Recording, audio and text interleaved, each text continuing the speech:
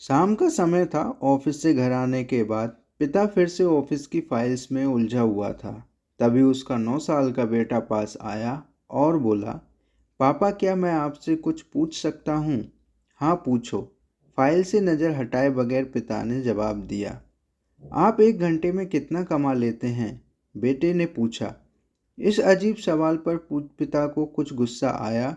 उसने जवाब दिया, तुम्हें इससे क्या मतलब? क्यों बेकार के सवाल पूछकर मेरा समय खराब कर रहे हो? देखते नहीं मैं काम में बिजी हूँ। पापा, मैं बस जानना चाहता हूँ, प्लीज़ बताइए ना। आप एक घंटे में कितना कमा लेते हैं? बेटा जिद करने लगा। 500 रुपये, पिता ने जवाब दिया और काम में लग गया।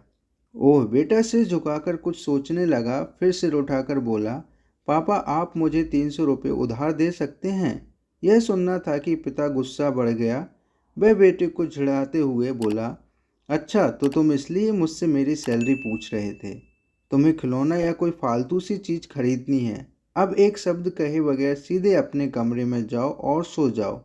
मैं इतनी मेहनत से पैसे इसलिए नहीं कमाता कि तुम्हारी हर फालतू मांग पूरी कर सकूं।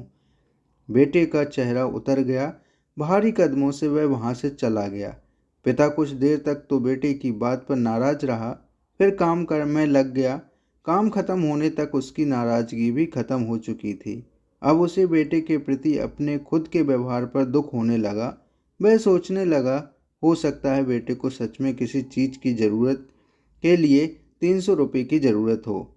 वो वैसे भी हर समय पैसे नहीं मांगता। वह बेटे के कमरे में गया, देखा बेटा बिस्तर पर लेटा हुआ था। उसने पूछा, सो गए क्या? बेटा तुरंत उठकर बैठ गया और बोला, नहीं पापा मैं जगा हुआ हूँ। बेटा, मैं काम की वजह से परेशान था और मेरा काम का गुस्सा तुम पर निकल गया। मुझे तुम पर गुस्सा नहीं करना चाहिए था। ये लो 300 रुपये जो उस समय तुम मुझसे मांग रहे थे। पिता बेटे के पास बैठते हुए बोला, थैंक यू पापा।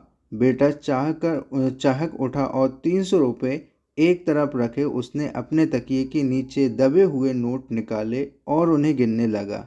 यह देख पिता को फिर से गुस्सा आने लगा।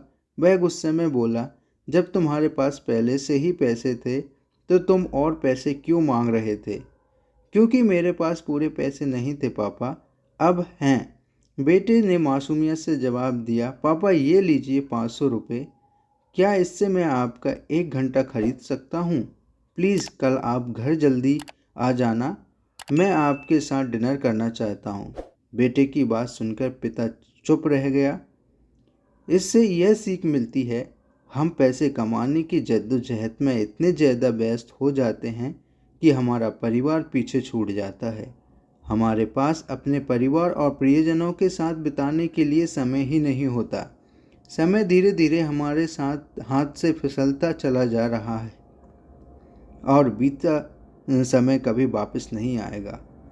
ऑफिस में हमारा रिप्लेसमेंट बड़ी आसानी से ढूंढ लिया जाएगा, लेकिन परिवार का कोई रिप्लेसमेंट नहीं है। अपने परिवार को महत्व दें। आपको हमारी स्टोरी अच्छी लगी हो तो चैनल को सब्सक्राइब कीजिए और वीडियो को लाइक एंड शेयर कीजिए। मिलते हैं अगली वीडियो में नई कहानी के साथ। धन्यवाद।